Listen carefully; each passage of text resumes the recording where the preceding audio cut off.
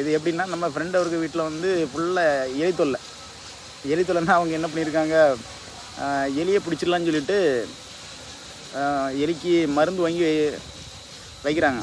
வச்சது என்னென்னா, செல்ஃபில் வந்து ஒரு ஒரு ஒரு விஷ பாக்கெட் ஒன்று வாங்கி அதில் ஒரு 3 பேக்கெட்டாட்டு அப்படியே கவரில் பொட்டலை மாதிரி கட்டி செல்ஃபில் கொண்டு வைக்கிறாங்க. அது செல்ஃபில் கொண்டு வச்சுட்டு அந்த பொட்டலை தான் எடுத்துக்கொண்டு இவர் வைக்கலான்னு பார்க்குறாரு. ஒரு நாள் 2 நாள் அப்படி டைம் எடுக்குது.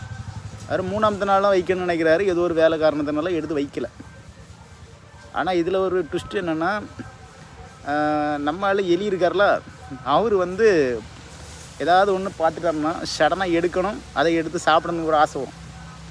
அந்த மாதிரி இவர் என்ன பண்ணிட்டாருன்னா, இவர் நமக்கு சாப்பாடு வைக்கிற மாதிரி ஏதோ வச்சுருக்காங்க.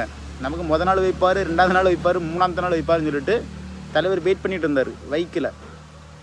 ஆனால் நம்ம தலைவர் என்ன பண்ணார், நீ வைக்க மாட்டாங்க, நானே எடுத்துறேன்னு சொல்லிட்டு நேராக ஸ்லாப்பில் ஏறினார். செல்ஃபில் இருந்து நேராக ஒரு 3 பொட்டல்த்தையும் எடுத்துகிட்டு நேராக அவருக்கு வீட்டுக்கே கொண்டு போயிட்டார். கொண்டு போன சம்பவம் என்ன ஆச்சுன்னா, இவர் வச்சு தான் எல்லா எலியும் கொல்லணும்னு பிளான் போட்டார். ஆனால் அந்த ஃபேமிலி அழிக்கிறதுக்கு அவர் மெயினால் வீட்டு தலைவர் இருப்பார்ல, அவரே எடுத்துகிட்டு போயிட்டு வீட்டுக்குள்ளேயே கொண்டு வச்சு மொத்த ஃபேமிலியும் க்ளோஸ் பண்ணிட்டார். இது நம்ம நம்ம ஃப்ரெண்டு என்ன பண்ணால், அடுத்த நாள் காலையில் நம்ம மருந்து வைக்கலை, எலி ஒன்று கண்ணில் தென்பட்டுருக்கு. அதனால் பார்த்துட்டு என்ன பண்ணியிருக்காரு, மறுபடியும் சரி நம்ம வச்சுருக்க பொட்டலம் இருக்குதா இல்லைன்னு பார்க்குறாரு. பார்க்கும்போது பொட்டலம் இல்லை.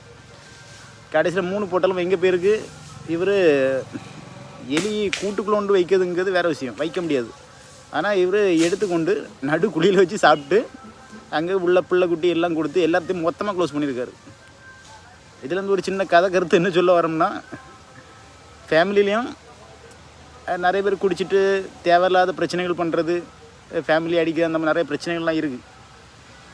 அதே மாதிரி சூழ்நிலை வரும்போது ஒரு சில வீட்டில் தாய் பிள்ளைங்க எல்லாம் சேர்ந்து மருந்து சாப்பிட்டு இறக்குற வாய்ப்பு அந்த மாதிரிலாம் நிறைய இடத்துல பார்க்குறோம்.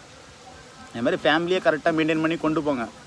உங்களுக்கு புது நியூ இயர் வந்திருக்கு, இதை எப்படி சிறப்பாக கொண்டு போகணுங்கிறத யோசிங்க. அடுத்த கட்டம் உங்களுக்கு சிறப்பாக வாழ்க்கைக்கு நல்ல முயற்சிகள் கிடச்சிக்கிட்டே இருக்கும். அதுதான் ஒரு கதையாட்டு நம்ம ஃப்ரெண்டு ஒரு சின்ன டாபிக் தந்தார். அது சம்மந்தமாக அந்த கதை உங்களுக்கு சொல்கிறேன். அதுக்கு கொஞ்சம் மிங்கிளாகுதான்னு தெரில. நான் புதுசாக ஃபஸ்ட் டைமாக இது ஒரு கதையாக சொல்லியிருக்கேன். Okay, bye friends.